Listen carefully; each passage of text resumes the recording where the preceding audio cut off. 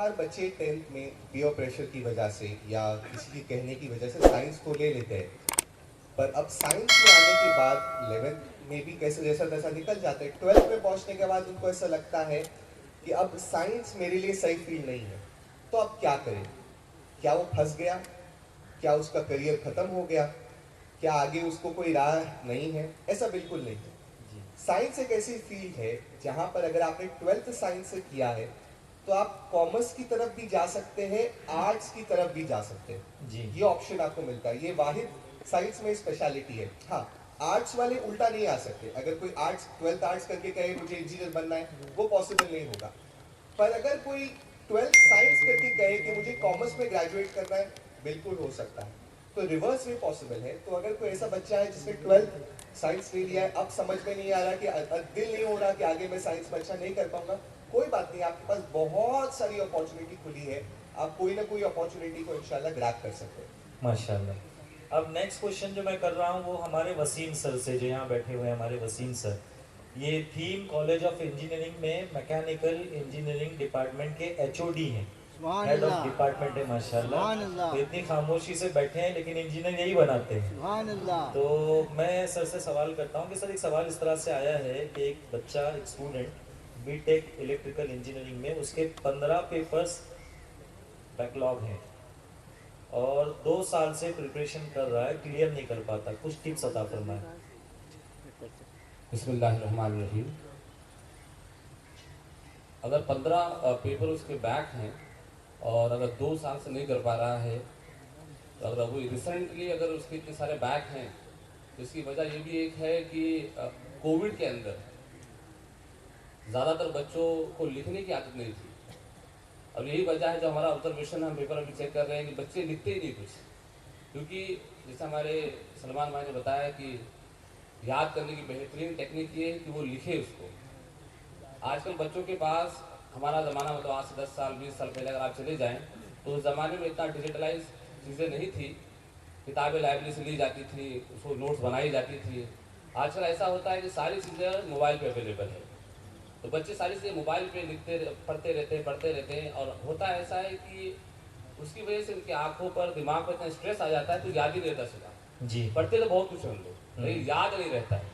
तो उनके लिए स्ट्रेस की वजह से। हाँ, स्ट्रेस की वजह से नहीं, वो डर अलग जाते स्ट्रेस से। दूसरा ही मोबाइल, अच्छा, मोबाइल में देखने की वजह से भी ऐसा इशू।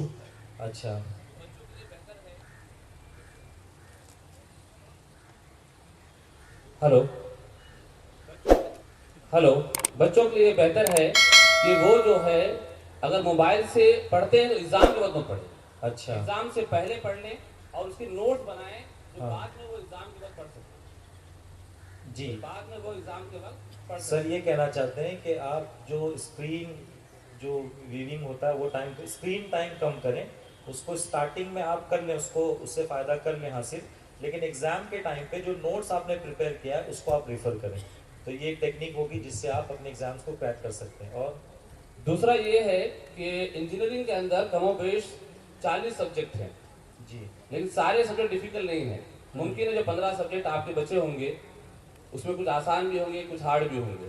तो और अगर आपको 15 सब्जेक्ट में बैक है, इसके माने ये है कि आप ड्रॉप आउट स्टूडेंट, ड्रॉप लग चुका आपको 1 साल का। जी। तो अब 1 साल में 2 सेमेस्टर होते हैं। और मुंबई यूनिवर्सिटी या जो बाकी यूनिवर्सिटी का जो पैटर्न होता है, केटी पेपर अलग होते हैं और रेगुलर पेपर अलग होते हैं। तो रेगुलर पेपर और केटी पेपर में आप सेलेक्ट कर लें कुछ आसान सब्जेक्ट और कुछ हार्ड सब्जेक्ट, जो डिफिकल्ट सब्जेक्ट है जी, उन दोनों को आप मिक्स करके कुछ सब्जेक्ट एक सेमेस्टर में अटेंड करें, सारे मत करें। जी, वरना सारे के सारे आपके, सारे ना करें वरना सारे के सारे आपके दोबारा बैक रह जाएंगे। जी, जी, अगर आपको क्लियर करना है तो सबसे पहले आप ये शेड्यूल बनाएं कि इस सेमेस्टर में इतने सब्जेक्ट में लूंगा। जी, 15 सब्जेक्ट है, मैं 7 लूंगा, 8 लूंगा, कुछ न्यूमेरिकल बेस लूंगा, कुछ थ्योरी बेस लूंगा, ताकि आसानी से आप उसे निकाल सके। आपने सोचा एक ही बॉल पे 6 मार दूंगा तो मुश्किल है काम, जी, है कि धीरे धीरे आप इस सेमेस्टर में 8 ले, अगले सेमेस्टर में 7 ले, कुछ आसान ले, कुछ डिफिकल्ट ले। तो इस तरह से मुमकिन है कि 1 साल के अंदर आप ज़्यादा सब्जेक्ट क्लियर करें। 15 के बता तो मैं नहीं कह सकता, लेकिन ज़्यादा से ज़्यादा सब्जेक्ट आप क्लियर कर सकते हैं। लेकिन सबसे ज़रूरी है फिलहाल स्टूडेंट की मेरी तरफ से ये मैसेज है, आप लिखने की आदत डालें। जी, लिखने की आदत डालें। बच्चे को लिखते नहीं है, मैंने देखा है, जो हमारा ऑब्जर्वेशन, क्योंकि 2 साल कोविड में सारी चीज़ें ऑनलाइन थी, सिर्फ MCQs वगैरह टाइप था, तो लोग सिर्फ टिक करते थे। लिखने की आदत भूल चुके हैं बच्चे, तो लिखने की आदत डालें। अगर आप लिखने की आदत डालेंगे तो एग्जाम में भी आपको लिखना है, सारी चीज़ें ऑफलाइन हो चुकी है। उसके लिए आपकी जो पहली टेक्निक है कि जो स्क्रीन टाइम आपका रिड्यूस होगा बाद में, पहले आप मोबाइल यूज़ कर रहे हैं, स्मार्टफोन यूज़ कर रहे हैं, लैपटॉप यूज़ कर रहे हैं, लेकिन आप अपने खुद के नोट्स बना रहे नोट्स हैं। बनाए, क्योंकि एग्जाम के वक्त जो है ना, लास्ट मिनट रिवीजन जो कहते हैं जी। हम, वो आप अपने नोट से करें। जी जी जी। और बिल्कुल आखिर में जब एग्जाम से, मैंने देखा बहुत सारे स्टूडेंट को एग्जाम के आधे घंटे पहले, 1 घंटे पहले बस अब आखिरी वक्त बस पूरा पढ़ डालते। जी बल्कि मेरी आदत थी हमारे दोस्तों की, अब एग्जाम के 1 घंटे पहले खूब हंसी मजाक करते। हाँ स्ट्रेस लेना ही नहीं हमको एग्जाम से पहले, जी क्योंकि जब हम एग्जाम से पहले स्ट्रेस ले लेंगे तो एग्जाम में सारी चीजें ब्लैंक हो जाती है। जी। और मेन वजह ये भी है कि बहुत से बच्चों को पीटी लग जाती है। एग्जाम से पहले आप फ्रेश रहें, वजू कर सकते हैं तो भी अल्हम्दुलिल्लाह, वजू करके एग्जाम में बैठे। अगर आपको कहीं मौका मिलता है, दिमाग पे लोड कम रखें। जी। लोड कम रखें, प्रेशर कम रखें, इंशाल्लाह आपकी सारी सब्जेक्ट निकल इंशाल्लाह इंशाल्लाह। रजा सर, अभी पढ़ाई की तो हमने काफ़ी बात कर ली, समझते हैं कि पढ़ाई हो गई, अब जॉब सर्च करना भी एक बहुत बड़ा टास्क होता है। अच्छा, इसमें एक क्वेश्चन मैं कंबाइन कर देता हूँ, एक क्वेश्चन जो ऑनलाइन आया है उसको मैं कंबाइन करता हूँ। एक साहब ने पूछा है कि MBA हो गया फाइनेंस में, इंटरव्यू फेस करने जाता हूँ तो बहुत प्रॉब्लम होती है, तो इंटरव्यू को किस तरह से फेस करूँ, उसको कैसे क्रैक करूँ?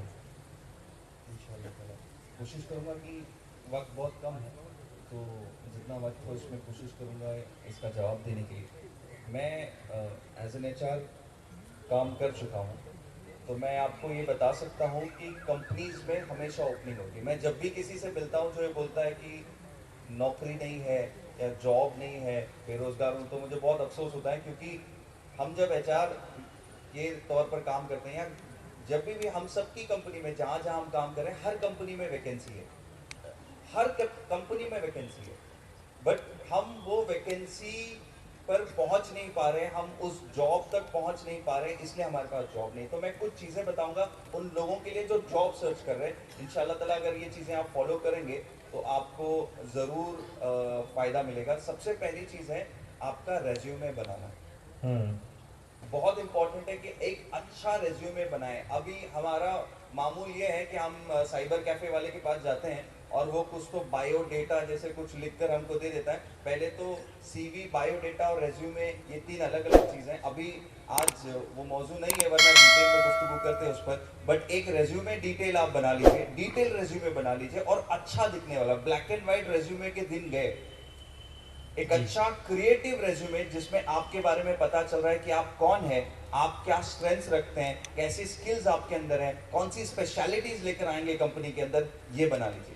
दूसरी एक सबसे बड़ी गलती जो जॉब सीकर्स करते हैं, जॉब ढूंढने वाले वो करते हैं, वो क्या करते हैं पता है? एक रेज्यूमे बनाएंगे और हर कंपनी में वही रेज्यूमे दे देंगे। This is one of the biggest mistake you can do. बच्चे आते हैं हमारे पास, बोलते हैं सर मैंने 50 कंपनी में अप्लाई कर दिया जी, नौकरी नहीं मिल रही। इसका रीजन यही है कि आपने एक रेज्यूमे बनाया और सब जगह दे दिया। मैं आपको बाद का प्रोसेस बताता हूं। आपने किसी जॉब पोर्टल से जॉब के लिए अप्लाई किया, उसके बाद क्या होता है ये मैं आपको बता देता हूं। तो सबसे पहले क्या होता है, जैसे आपने कोई ऐसी बड़ी कंपनी हुई, या आजकल तो जॉब पोर्टल से फिल्टर करके दे देते हैं रेज्यूमे, तो आपको पता है क्या होता है कि कंपनी ने कुछ स्किल्स मेंशन किए होते हैं। ये नेटवर्किंग स्किल होना चाहिए, कम्युनिकेशन स्किल कैंडिडेट के अंदर होना चाहिए, the candidate should be very good in attention to details and all of this, ये मेंशन किए होते हैं। वो सॉफ्टवेयर ऑटोमेटिकली आपके रेज्यूमे को सॉर्ट करता है और आपके जो रेलेवेंट रेज्यूमे है वही प्रोवाइड करता है। आपको क्या करना है, इसकी एक टेक्निक, एक क्रैक, एक हैक मैं आपको देता हूं। जब भी किसी कंपनी के लिए आप अप्लाई करते हैं जॉब के लिए, तो कंपनी ने जॉब डिस्क्रिप्शन दिया हुआ था, राइट? वो जॉब डिस्क्रिप्शन पढ़िए, आपको ये अंदाजा आएगा कि इस जॉब डिस्क्रिप्शन के लिए कौन से स्किल्स होना जरूरी है, और अपने रेज्यूमे में वो स्किल्स मेंशन कीजिए। जैसे रेज्यूमे में जॉब डिस्क्रिप्शन में लिखा हुआ है the person will be leading a team of 150 employees, और आपके यहाँ पर टीम मैनेजमेंट या लीडरशिप का कोई मेंशन नहीं है आपके रेज्यूमे में, then you will not be selected, your resume will not be selected. आपको इंटरव्यू के लिए तो बाद में बुलाया जाएगा, पर रेज्यूमे तो सिलेक्ट हो जाए। पहला टेक्निक ये है कि आप रेज्यूमे ठीक से बना लें। अगर इस पे आपको मजीद इंफॉर्मेशन चाहिए तो आप हमारा सेशन देख सकते हैं ऑन रेज्यूमे बिल्डिंग, जो आपको मिलेगा videos.sdiummeed.org इस वेबसाइट और पर। उसके लिए हमारे सोशल मीडिया हैंडल्स पर भी आपको, आप लोगों ने मोबाइल लाए, सारे मोबाइल्स लाए, मोबाइल में देख सकता हूँ सब लोग, अगर मोबाइल यहाँ पर दिखा देंगे माशाल्लाह। आप लोग फेसबुक इंस्टाग्राम यूज करते हैं? तो आप लोग अभी अगर फेसबुक करते हैं तो फेसबुक पे जाएंगे और वहां टाइप करेंगे SDI उम्मीद। इंस्टाग्राम यूज करते हैं तो इंस्टाग्राम पे टाइप करेंगे SDI उम्मीद और हमारे पेज को फॉलो करेंगे। और यूट्यूब पर अच्छा SDI उम्मीद की स्पेलिंग में देता हूं, SDIUMM यानी MMEED उम्मीद, UMMEED SDI उम्मीद। और YouTube पर मैं उम्मीद करता हूं कि आप सब लोग जो है SDI चैनल को फॉलो करते ही होंगे। ये फॉलो करने से क्या होगा, हमारी नोटिफिकेशन आपको मिलती जाएगी और ऐसे जो भी इंफॉर्मेशन हम देते हैं, जो भी कोर्सेज करते हैं, मैं कोर्सेज के बारे में 1 मिनट में बता देता हूं कि जनवरी से इंशाल्लाह ताला हमारे वर्कशॉप होंगे जो हम प्रोफेशनल्स और स्टूडेंट्स के लिए करते हैं। पिछले 3 सालों से हम एक्सेल के वर्कशॉप करते हैं। जो सबसे इंपॉर्टेंट सॉफ्टवेयर आपको लगता है एज अ वर्किंग प्रोफेशनल वो MS एक्सेल होता है और एक्सेल सिखाने के लिए 6 दिन का वर्कशॉप हमारा फ्री ऑफ कॉस्ट होता है। ऑनलाइन वर्कशॉप हम करते हैं, आप उसकी रजिस्ट्रेशन करवा सकते हैं। प्रोग्रामिंग लैंग्वेजेस, यहाँ पर काफी सारे बच्चे हैं जो प्रोग्रामिंग लैंग्वेजेस सीखने में इंटरेस्टेड है, तो पाइथन एक प्रोग्रामिंग लैंग्वेजेस है। 2 साल से हम उसकी ट्रेनिंग करा रहे हैं बच्चों के लिए ऑनलाइन फ्री ऑफ कॉस्ट। उसका रजिस्ट्रेशन हमारा जो काउंटर है SDI उम्मीद का जो स्टॉल है वहां पर रजिस्ट्रेशन हो रहा है, आप लोग आके वहां पर रजिस्टर कर सकते हैं। आगे जॉब पर मैं 2 चीजें और बोलूंगा और अपनी गुफ्तगू को मुकम्मल करूंगा। पहले ये कि linkedin.com जैसी वेबसाइट्स को आप रेफर करें जी। वहां पर आप जो है अपनी प्रोफाइल क्रिएट करें। उनका सर्च इंजन ऑप्टिमाइजेशन SEO कहते हैं जिसको, वो बहुत अच्छा है। तो उससे क्या होगा कि आपके बारे में जब भी कोई सर्च करेगा तो आपकी लिस्टिंग जो है वो ऊपर आएगी और आपको जॉब मिलने के चांसेस ज्यादा होंगे। और तीसरी चीज नेटवर्किंग, ये बहुत इंपॉर्टेंट है। नेटवर्किंग, आपके फील्ड के, आपके इंडस्ट्री के लोगों से मिलिए, उनसे बात कीजिए, उनके साथ नेटवर्क कीजिए। इज्तिमा क्या है? इट इज अ ये वे ऑफ नेटवर्किंग। अल्हम्दुलिल्लाह आप यहाँ आके अलग अलग से दुनिया भर के, देश भर के लोग यहाँ पर आए। Yes, and your network is your network. Fantastic again. तो ये जो चीजें है ना, ये आपको समझनी चाहिए कि आपका नेटवर्क जो है ना वो बहुत इंपॉर्टेंट होना चाहिए। मैं अपनी पर्सनल बात बता रहा हूँ कि जब से मैंने अपना पहला जॉब छोड़ा उसके बाद से मैंने कभी रेज्यूमे जो है किसी वेबसाइट पे अपलोड नहीं करा। उसका रीजन ये है कि पहले जॉब के बाद, पहले जॉब में ही नेटवर्क इतना कर लिया है। आपने नेटवर्क इतना बना लेना है, आपके सीनियर्स के साथ आपकी नेटवर्क होना चाहिए। आपके इंडस्ट्री में कोर्सेज कीजिए, अलग अलग कोर्सेज कीजिए। एक चीज मैं आपको बता दूं, जैसे मैं अगर डेटा साइंटिस्ट बनना चाहता हूं और मैं डेटा साइंस का कोर्स करता हूं, तो डेटा साइंस के कोर्स में मेरे साथ जितने लोग होंगे वो भी डेटा साइंस के फील्ड में होंगे, राइट? तो अगर मुझे जॉब चाहिए या मुझे कोई हेल्प चाहिए तो मैं उनसे मांग सकता हूं। हम क्या करते हैं, डिग्री करके बैठ जाते हैं, कोर्सेज पे, स्किल्स बेसिस पे, स्किल्स को डेवलप करने पे फोकस नहीं करते। ये सब चीजें करेंगे इंशाल्लाह ताला तो आपको जरूर फायदा होगा। आप और अगर जानकारी चाहते हैं तो अभी वक्त बहुत कम है हमारे पास, लेकिन आप स्टॉल पे आकर इंशाल्लाह ताला अगर हमसे बात करें तो हम आपके जो है जवाब दे सकते हैं। अगर आप ऑनलाइन देख रहे हैं तो जैसे सोशल मीडिया हैंडल्स पे आप क्वेश्चन पूछ सकते हैं या हमको ईमेल कर सकते हैं team SDI UMMEED umeed@gmail.com पर। इंशाल्लाह ताला the team will answer all your queries. जज़ाकल्लाह। माशाअल्लाह, सुभान अल्लाह। और बस ये एक टीम उम्मीद